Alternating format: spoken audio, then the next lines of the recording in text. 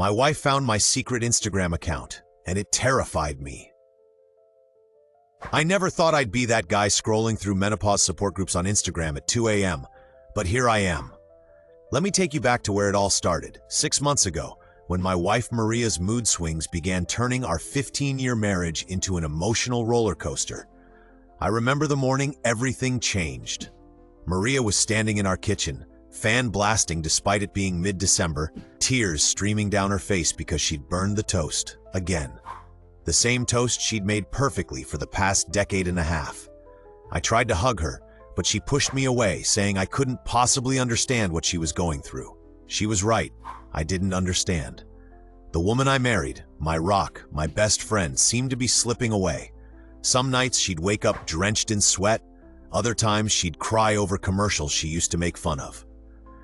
The worst part? I felt helpless, watching the love of my life struggle while I stood on the sidelines, clueless about how to help. That's when I turned to social media.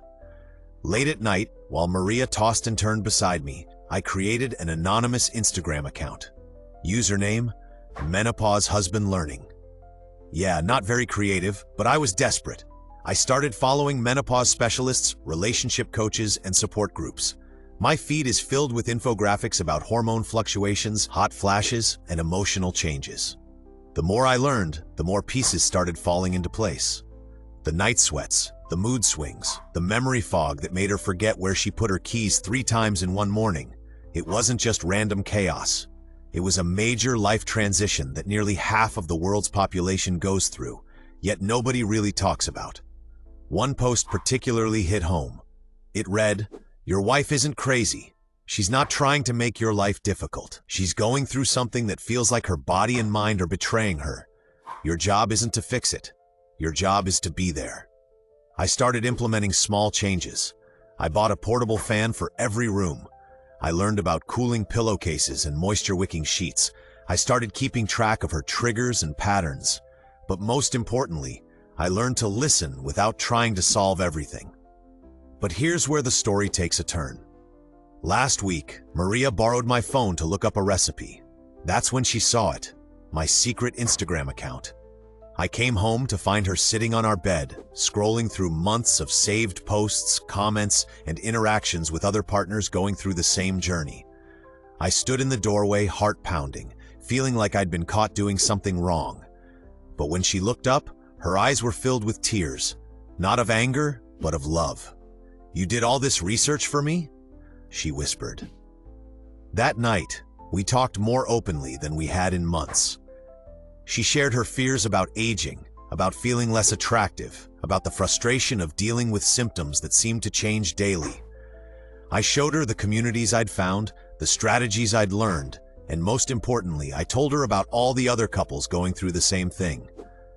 We laughed about some of my earlier clumsy attempts to help, like the time I bought her an industrial-strength fan that nearly blew our curtains off the windows, or when I tried to make hormone-balancing smoothies that tasted like lawn clippings. But something beautiful emerged from this disclosure. Maria started following some of the accounts herself. We began having real conversations about menopause, aging, and our relationship. Instead of it being her journey alone, it became our journey together. Now we have weekly check-ins where we talk about how we're both feeling. We've made our bedroom a cooling sanctuary. I've learned to recognize when she needs space and when she needs closeness. And she's learned that it's okay not to be okay sometimes. The most surprising outcome? Other couples started reaching out to us. My anonymous account became a space where husbands could share their experiences and learn from each other.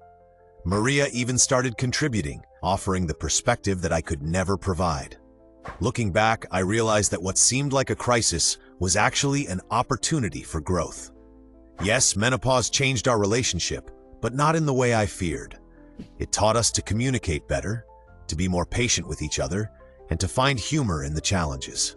To all the partners out there watching this, your relationship isn't ending, it's evolving.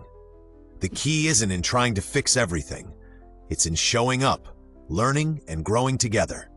Sometimes the most powerful thing you can say is, "I'm here, I'm learning, and we'll figure this out together."